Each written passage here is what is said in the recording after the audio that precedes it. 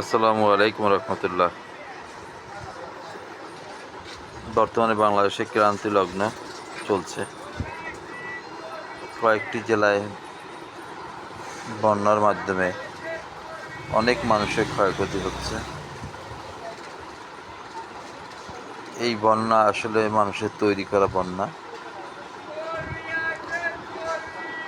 ভারত সরকার আমাদের চিরশত্রু। এই চিরশত্রুই আজকে আমাদের সাথে এই ধরনের একটি নিক্কারজনক কাজ করেছে। যেভাবেই তারা করুক না কেন, এই বার্তাটা বাংলাদেশের কাছে যদি আগে পৌঁছিয়ে দেওয়া হতো, ক্ষয়ক্ষতির পরিমাণ অনেকটাই কম হতো। তো আসার কথা হচ্ছে, আলহামদুলিল্লাহ, যেভাবে সমগ্র বাংলাদেশের মানুষ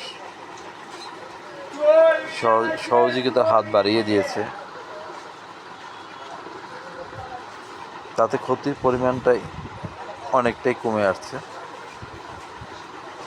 এবং এত দ্রুত সময়ের ভিতরে, এটা আমার পার্সোনাল মতামত, কোনো ইলেকট্রিক গভর্নমেন্ট থাকলেও এত দ্রুত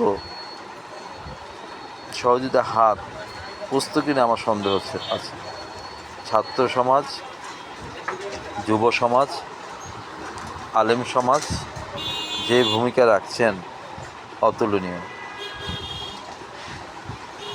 আমরা যে যার জায়গা থেকে যতটুকু সম্ভব সাহায্য করব, সহযোগিতার হাত বাড়িয়ে দিব। সেটা অর্থ হোক, শারীরিক হোক, মেধা হোক, যে কোনোভাবে। ইনশাল্লাহ এভাবেই একদিন আমাদের দেশ ঘুরে দাঁড়াবে। ভালো থাকবেন। আসসালামু আলাইকুম।